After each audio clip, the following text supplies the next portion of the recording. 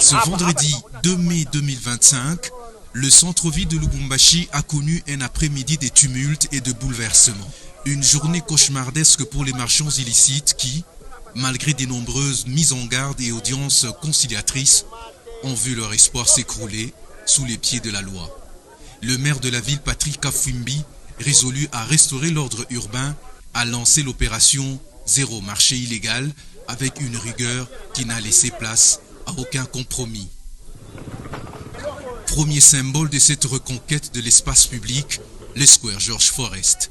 À l'intersection des avenues Kasavubu et Kilelabalanda, ici, de take-away installés sans autorisation sur la servitude de l'État, souvent sans poubelle ni respect des normes hygiéniques, ont été presque tous fermés.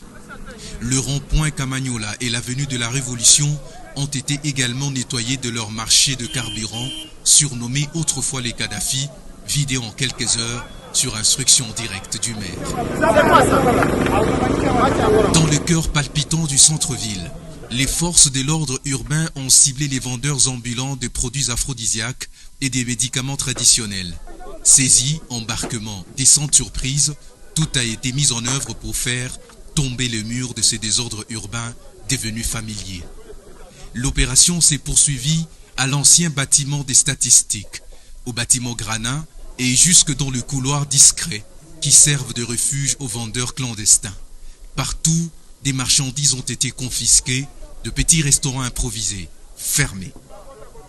Dans cet élan de fermeté, un chauffeur indiscipliné qui ne faisait qu'à sa tête a vu son véhicule émené à la fourrière pour infraction grave du code de la route. Le maire, toujours sur le terrain, n'a pas manqué de lancer un message clair aux marchands ambulants sourds-muets.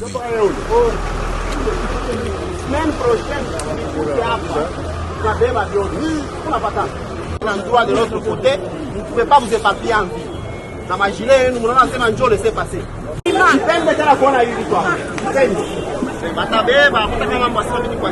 Qu'ils rejoignent sans délai le marché qui leur est officiellement destiné.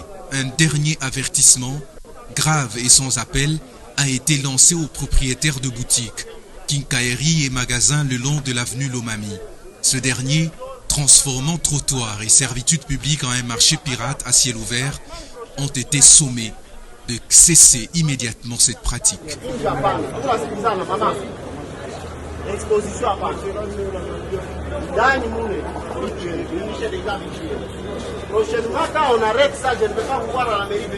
Poursuivant sa marche méthodique à travers la ville, Patrick Kafwimbi a inspecté ruelles, arrière-cours et recoins, ces zones grises où prospèrent en silence des activités illicites.